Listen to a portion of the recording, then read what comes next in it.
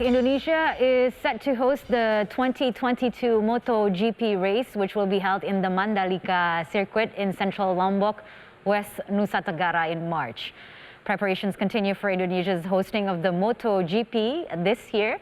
The Indonesian government recently increased the maximum visitor capacity of the race as they will allow 100,000 people to attend the MotoGP race in Mandalika.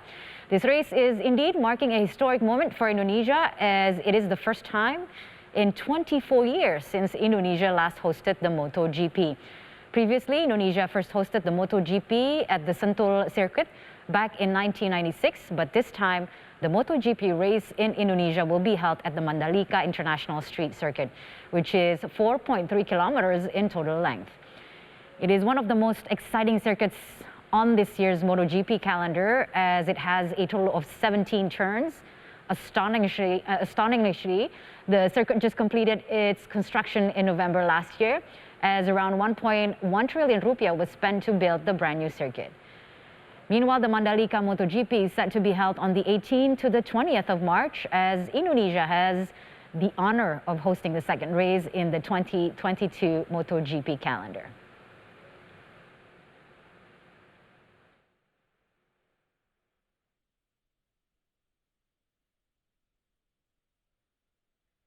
And now, to discuss more regarding Indonesia's preparations to host the 2022 MotoGP race in Mandalika, we are now joined by the Indonesian Minister of Tourism and Creative Economy, Sandiaga Uno. Hello, Pak Sandi, it's good to see you. Thank you. It's good to see you again, It's a pleasure to Kanya, have and you thanks on the for show. having me. Yeah, it's exciting times for Indonesia. We'll be hosting the second race of the MotoGP. Tell us why the Mandalika race will be so special and why the world needs to pay attention to this race. Well, Mandalika is such a beautiful spot, and we have declared it's one of the 5 super priority destinations with very, very iconic race, as well as one of the fastest and the most beautiful circuit in the planet, with also beach as well as mountain surroundings. Lombok has been labeled one of the best destinations of the world. And now with the MotoGP, it has added into its arsenal the sports tourism concept, which will increase the quality and hopefully the sustainability of the recovery of the tourism industry, as well as the recovery of the economy. And we are looking at how this would be a signal that Indonesia is showing to the world that we're handling the pandemic very well, and it's also time for us to move the economy and open more jobs. Okay. Now, concerning about the handling of the pandemic, let's talk some of the more recent issues, such as, we recently heard about Indonesia's mandatory quarantine rule for MotoGP crew and also participants, were protested by the MotoGP organizers, Dorna Sport. Could you tell us the importance of this rule, and what are the updates regarding to this? Have you talked further with Dorna Sports? Yes, we continue to discuss, and I think the sides are all agreed that this is very important with the current situations of COVID-19 pandemic. It is necessary to implement additional measures for travelers to enter into Indonesia in the spread of Omicron variant as of concern. Relating to Mandalika MotoGP, we're now discussing of a concept of travel bubble mechanism for riders, crews, officials of only 1 by 24 hours quarantine, and a mandatory PCR test, as they have a very tight MotoGP schedule. So this bubble will be strictly applied from their arrival to the designated hotel and also to the circuit, the Mandalika circuit, and back to the hotel and also to the airport. What is important is we need to ensure that the handling of the pandemic is the priority, and we're upholding public health and safety measures And we need to make sure that smooth running of the race, as well as a memorable spectacles for the visitors coming in to join and watch and participate in the MotoGP Mandalika. Okay, so how far along are the preparations in holding the Mandalika MotoGP 2022? Well, we're moving into the final set, and the stage is set to for us to unveil. There will be a preseason practice test in February, and also to show that Mandalika circuit is 100% ready for the race. And then we are also finalizing the preparations for infrastructures, accommodations, and attractions. Government is putting all of its support for this event, and we are going to make sure that all facilities are ready, and the collaborative effort between ITDC, associations, and communities and other related stakeholders. We have routine weekly meetings now because we're 50 days to the race. Yep. And we need to make sure the compliance for all the necessary protocols are being adhered to for the recovery of the economy. As also, we're seeing so many jobs, good quality jobs are now being created by the event. That's really good news. You also predicted that this event will be attended by 100,000 tourists. So meanwhile, we saw that hotel and lodging accommodation in Lombok can only accommodate up to like 23,000 units. So what has the government prepared to accommodate all these tourists coming in for this MotoGP? Well, the president just added 37,000 more tickets that will be allocated more towards the local communities, so they would not be needing additional hotel rooms. We are now in the final 2 months before the race, and with the 100,000 spectators, we are in need to create an additional 23,000 rooms across Lombok, Sumbawa, and Gilis Islands.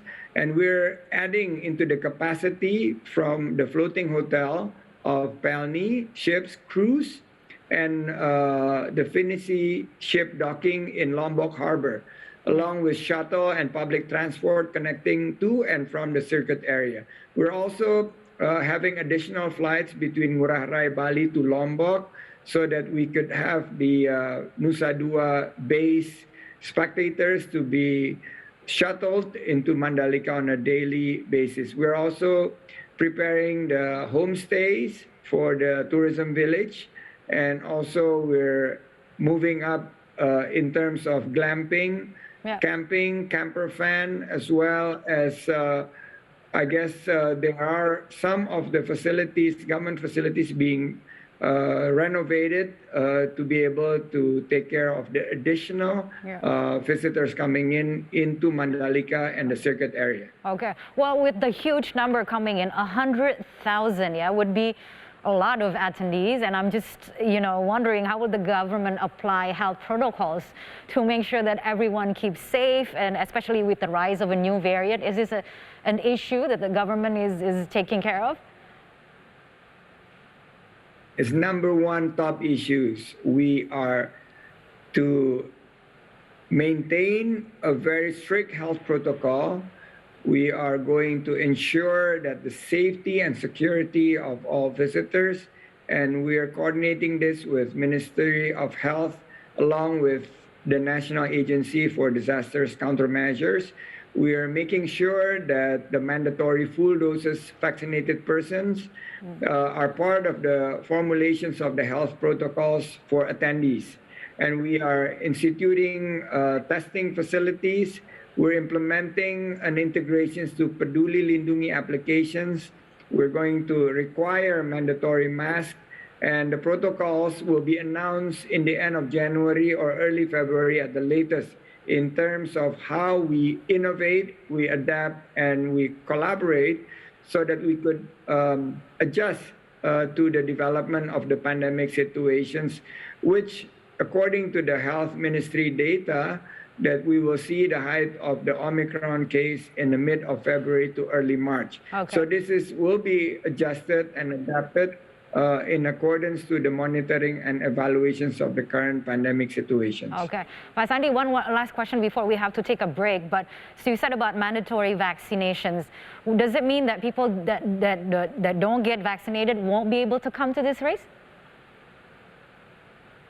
Yes, we are making sure that that is part of the health protocol that will be finalized by the health ministry, because we were informed that with Omicron situations, we need to not only have the 2 doses of vaccines, but also some of the frontliners will receive the 3rd vaccines or the boosters, as they call it. So we are very enthusiastic. This is going to be dominated by domestic spectators. There will be some foreign spectators, but I think this will be a showcase, and this is also to communicate to the world that Indonesia is ready and the show must go on, and we're going to host G20 and other major events in the year to come. So let's talk about the overall tourism industry. You recently stated that you are optimistic that the tourism sector in Indonesia will recover and also grow positively this year.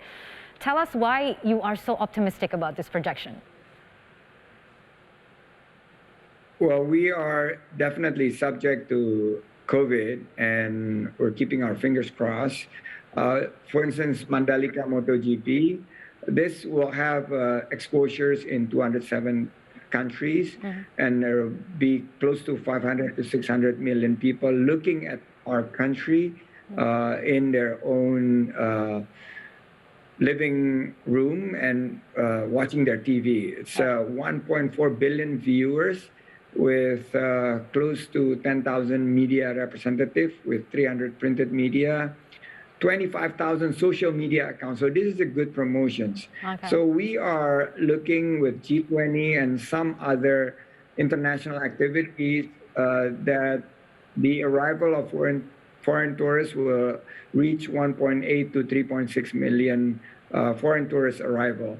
This is also in line with the increase of roles and importance of domestic tourists, which will reach 260 to 280 million.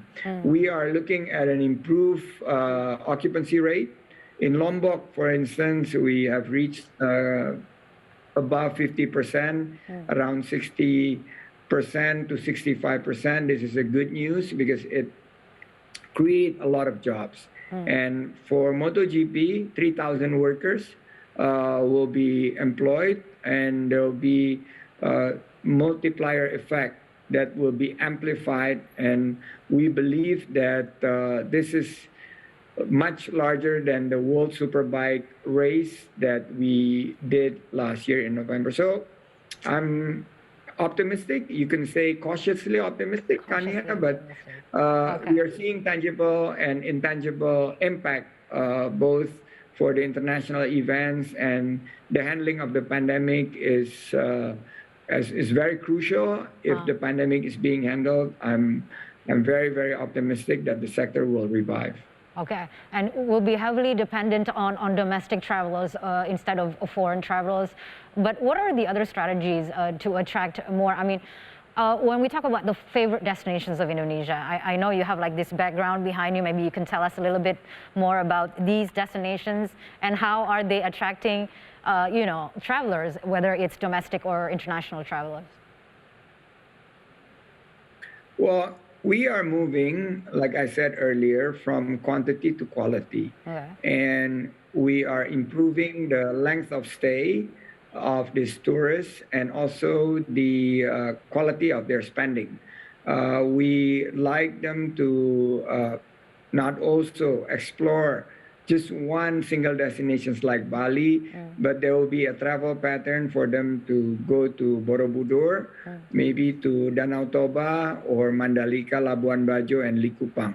Because of the nature of post-COVID travel situations, they probably spend more than the regular 7 days that they have allocated because of the adjustment, the required quarantines, and so on and so forth. So, and the quality of spendings, because the local creative economy products are now increased in significantly, both in quality as well as the competitiveness. So they will be spending more into the local economies, and they will be able to create jobs. I think there are a lot of micro, small, medium enterprises impact, whereby this is a clear winner in terms of job creations. It's a trying time the last 2 years, but with top quality destinations, I think world-class services, Indonesia is going to come roaring back to the scene with a much, I guess, more focus on ecotourism, sports tourism, and also the quality and sustainability part of the tourism. Okay, well, looking forward to that and to take that vacation finally. I think we all need a vacation here. But when we talk about attracting foreign tourists amidst, the Omicron variant, the government are saying that the Omicron cases are basically coming from people who have traveled abroad.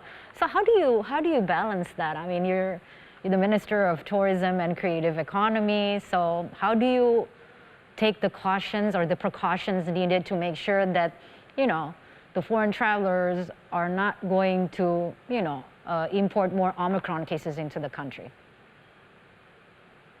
We're now in FUCA territory, in the FUCA era. Volatility, uncertainties, complexities, and full of ambiguities. I've been communicating to the foreign tourists potentials, the travel agents, as well as the industry, that we're adjusting, because our foremost priority is handling the pandemic as a number one priority. So we would institute strategies to handle the pandemic. With the Omicron situations, very high percentage of Omicrons coming into our country, not from the local transmissions, but from the actually the activities of the airports receiving and ports receiving foreign arrivals, and not necessarily tourists, but basically Indonesians coming back from their holidays. And that's why we've been telling that during these very difficult times for people in Indonesia to go on vacations in Indonesia, because we have so many destinations, we have so many creative economy products that will entertain them. And for the time being, while we wait for the Omicron cases and other possibility of surge of the COVID-19 situations, we stay and we only take Indonesia destinations as a priority. Okay. I know these times are tough times for you because you are the Minister of Tourism and also Creative Economy. But tell us, as a last question, what other plans do you have for bringing back, the tourism and also the creative economy sector this year, in the year 2022, amidst the ongoing pandemic? First, we need to signal that it's a year of economic recovery. And with the economic recovery, there will be jobs created. People need to pivot. We've been telling the industry that domestic tourists will be the key to the revival. And therefore, with a strict health protocol, through innovations, adaptations, and collaborations, we will be able not only to survive, but revive this year. But to thrive in the years to come, we need to also reformulate our strategies into a more quality and sustainability. The 3S that we have been focusing in the past, sun, sea, and sand, has to be changed to the 3S going forward, Okay. which is the serenity, spirituality, and sustainability. We're moving into a carbon neutral areas whereby we're telling visitors that because of climate change issues, we're now offering them activities to reduce their carbon footprint.